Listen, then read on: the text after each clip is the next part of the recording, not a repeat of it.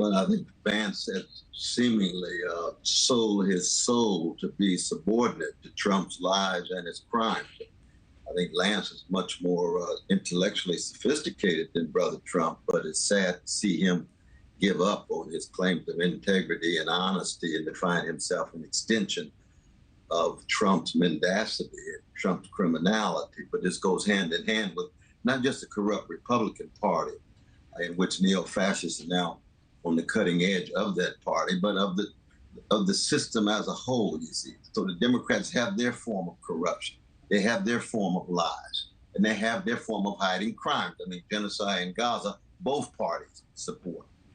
Mass incarceration, for me, is a certain kind of crime against humanity. Child poverty, 1 out of 5 children in America, and almost 38% of brown and black children live in poverty in the richest nation in the history of the world. That's a certain kind of moral crime for me. And my campaign is very much about truth, justice, and love. It's about having a moral compass at a moment of such spiritual decay and moral decadence that the lies and the crimes are bombarding us. Let's find a space, spirit of humility, for a quest for truth. Yeah, and I know this is a fight. I know this is a fight you've been engaged in for more than 5 decades.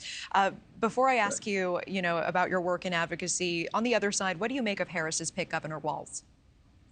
Well, I mean, Brother Walz strikes me as a very decent man in a corrupt party.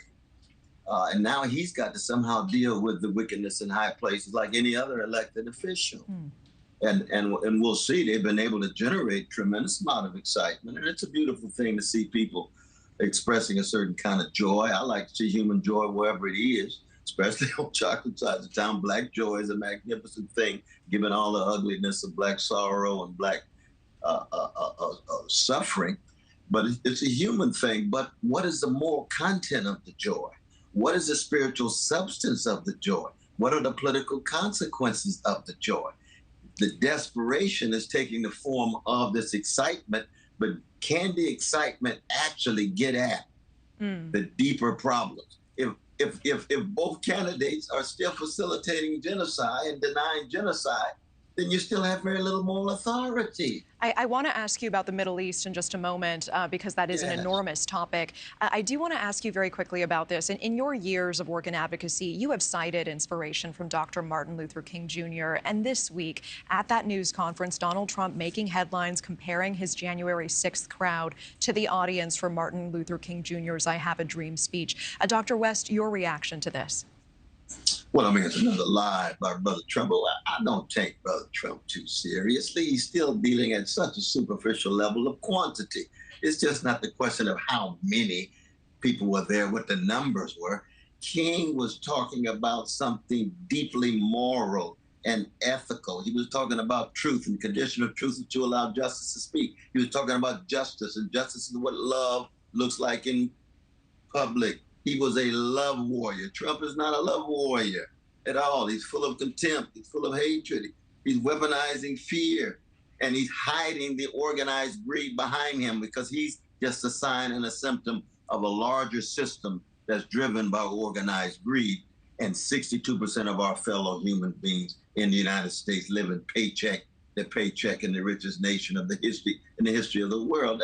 That's spiritually empty, it seems to me. So I've never taken Brother Trump that seriously in his rhetoric. I think the economic points you make resonate with a lot of people in both parties. And before we go, I want to ask you, Dr. West, especially with this latest polling we're seeing in some of these crucial swing states and the enthusiasm that you alluded to, who do you see as winning come November? Do you see Harris or Trump sitting in the White House? Well, I see myself as still in competition, very much so. This thing is in movement. I said a long time ago Biden was going to have an LBJ moment.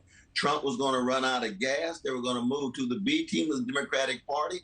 And as the escalating possibilities of war in the Middle East, escalating possibilities of war with Russia or even China, and then the outcry of poor and working people. I was just blessed to be in Ferguson just yesterday with my dear brothers and sisters of all colors, disproportionately chocolate, dealing with the legacy of 10 years. A 10-year anniversary of the murder of our precious brother, Michael Brown Jr. Those stirrings are still there.